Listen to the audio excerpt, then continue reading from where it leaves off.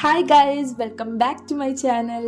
നിങ്ങൾ തമ്മിൽ കണ്ട പോലെ തന്നെ ഞാൻ കുറേ കാലങ്ങൾക്ക് ശേഷം ഒരു ലോങ് വീഡിയോ ആയിട്ടാണ് വന്നിട്ടുള്ളത്. That is resin art. What is resin art, എന്തൊക്കെ അറിയണം, എന്തെല്ലാം കാര്യങ്ങൾ ശ്രദ്ധിച്ചിരിക്കണം, അങ്ങനെയുള്ള A to Z കാര്യങ്ങൾ അടങ്ങുന്ന കെമിക്കൽസ് ഉള്ളതുകൊണ്ട് തന്നെ സേഫ്റ്റി മെഷേഴ്സ് ഫോളോ ചെയ്യേണ്ടത്. ഇഫ് നിങ്ങൾക്ക് ബ്രീത്തിങ് ഇഷ്യൂസ്, റെസ്പിറേറ്ററി ഇഷ്യൂസ് ഒക്കെ ഉള്ളവരാണെന്നുണ്ടെങ്കിൽ എന്തായാലും മാസ്ക് ധരിക്കാൻ മറക്കരുത്. അതുപോലെ തന്നെ സ്കിൻ ഇഷ്യൂസ് ഉള്ളവരൊക്കെ കയ്യിൽ ഗ്ലൗസ് ധരിച്ചിട്ട് വേണം സ്റ്റാർട്ട് ചെയ്യാൻ. പിന്നെ ലേഡീസിനോട് പ്രത്യേകം പറയാനുള്ളത്, പ്രഗ്നൻസി ടൈമിൽ റെസിൻ ആർട്ട് ചെയ്യാത്തതാണ് ഏറ്റവും better. Let's talk about resin. Resin 2 ടൈപ്പാണുള്ളത്. UV റെസിനുണ്ട്, എപ്പോക്സി റെസിനുണ്ട്. ഞാനിവിടെ യൂസ് ചെയ്യുന്നത് UV റെസിനാണ്. അതിൽ തന്നെ 3 റേഷ്യോസ് അവൈലബിൾ ആണ്. 1:1 റേഷ്യോ, 1:2 റേഷ്യോ ആൻഡ് 1:3 റേഷ്യോ. ഞാനെപ്പോഴും യൂസ് ചെയ്യാറ് 1:3 റേഷ്യോയിലാണ്. നമുക്ക് ആവശ്യമായിട്ടുള്ള ബേസിക് ടൂൾസ് മാത്രം ഇൻട്രൊഡ്യൂസ് ചെയ്തുകൊണ്ട് തന്നെ നമുക്ക് മറ്റുള്ള കാര്യങ്ങളെല്ലാം പരിചയപ്പെടാം. ഫസ്റ്റ് ഞാൻ നിങ്ങൾക്ക് ഇൻട്രൊഡ്യൂസ് ചെയ്യുന്നത് വെയിങ് മെഷീനാണ്. ദിസ് ഇസ് ആക്ച്വലി ചെറിയ വെയിങ് മെഷീനാണ്. ഇത് കംപ്ലീറ്റ്ലി ഓപ്ഷണലാണ്. ഇഫ് നിങ്ങളൊരു ബിഗിനർ സ്റ്റേജിലാണെന്നുണ്ടെങ്കിൽ നിങ്ങൾക്ക് ഒരിക്കലും ഇതിൻ്റെ ആവശ്യം വരുന്നതല്ല. സ്റ്റാർട്ടിങ്ങിൽ യൂസ് ചെയ്തിട്ടുള്ള നമ്മൾ നോർമലി പ്ലാസ്റ്റിക്കിൻ്റെ ടേബിൾ സ്പൂൺ, ടീസ്പൂൺ വൈസിലാണ് എടുത്തിട്ടുള്ളത്. ഫോർ എക്സാമ്പിൾ ഇപ്പോൾ ഞാൻ 3 ടേബിൾ സ്പൂൺ റെസിനാണ് എടുക്കുന്നതെന്നുണ്ടെങ്കിൽ 1 ടേബിൾ സ്പൂൺ ഹാർഡ്നറാണ് അതിലേക്ക് യൂസ് ചെയ്യുന്നത്. മെഷർ എടുക്കാനും നമുക്ക് മിക്സ് ചെയ്യാനും വേണ്ടത് ഡിസ്പോസിബിൾ പേപ്പർ കപ്പാണ്.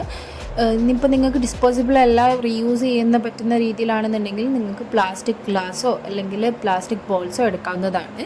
മിക്സ് ചെയ്യാൻ ഞാൻ യൂസ് ചെയ്യുന്നത് ഐസ്ക്രീം സ്റ്റിക്ക്. നമുക്ക് നോർമലി ഷോപ്പിൽ നിന്ന് വാങ്ങിക്കാൻ കണ്ടു, പക്ഷേ ഇത് ഞാൻ റീയൂസ് ചെയ്തതാണ്.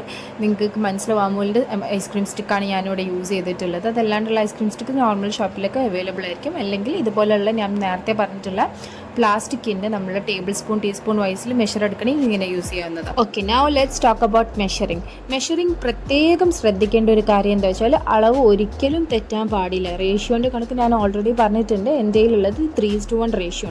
30 ഗ്രാമാണ് ഞാൻ ഹാർഡ്നർ എടുക്കുന്നതെന്നുണ്ടെങ്കിൽ 90 ഗ്രാമാണ് റെസിന് വേണ്ടത്. ദാറ്റ് ഈസ് 120 ഗ്രാം ആവുന്നത് വരെ, വെയിങ് മെഷീൻ ആവുന്നത് വരെ ഞാൻ റെസിൻ പോ ചെയ്തുകൊണ്ടിരിക്കണം. ഫസ്റ്റ് പാർട്ട് മിക്സിംഗ് ആണ്. മിക്സ് ചെയ്യുമ്പോൾ പ്രത്യേകം ശ്രദ്ധിക്കേണ്ട കാര്യം എന്താ വെച്ചാൽ, വെരി ജെൻറ്റിൽ ആയിരിക്കണം. ബിക്കോസ് ബബിൾസ് ഫോം ചെയ്യാനുള്ള ചാൻസ് വളരെ കൂടുതലാണ്. 10 മിനിറ്റ്സോളം നമ്മളിത് നന്നായിട്ട് മിക്സ് ചെയ്തിട്ടുണ്ടായിരിക്കണം. സോ വൺസ് അത് മിക്സ് ആയി കഴിഞ്ഞാൽ പിന്നെ നമുക്ക് വരുന്നത് മോൾഡ്സിലേക്ക് ആഡ് ചെയ്ത് കൊടുത്ത് അതിനെ സോളിഡ് ഫോർമാറ്റിലേക്ക് മാറ്റുക എന്നുള്ളത്. ഡിഫറെൻറ്റ് സൈസിലും ഷേപ്സിലും എല്ലാം മോൾഡ്സ് ഇന്ന് അവൈലബിൾ ആണ് മാർക്കറ്റിൽ. നിങ്ങൾക്ക് ഏത് ടൈപ്പാണ്, ഇഫ് നിങ്ങൾക്ക് ആൽഫബറ്റ്സ് ആണ് പ്രിഫർ ചെയ്യുന്നതെന്നുണ്ടെങ്കിൽ ആൽഫബറ്റ് മോൾഡ്സ് യൂസ് ചെയ്യാം. അതെല്ലാം നിങ്ങൾക്ക് ഫ്രെയിംസ്, കീ ചെയിൻസ് അങ്ങനെയുള്ളതൊക്കെ ആണെന്നുണ്ടെങ്കിൽ നിങ്ങൾക്ക് നിങ്ങളുടെ ഇഷ്ടപ്രകാരം ചൂസ് ചെയ്യാവുന്നത്. നമുക്ക് റെസിലേക്ക് എന്തെല്ലാം ആഡ് ചെയ്യാം അതിനെ കുറച്ച് ഡീറ്റെയിൽ ആയിട്ട് പഠിക്കാം.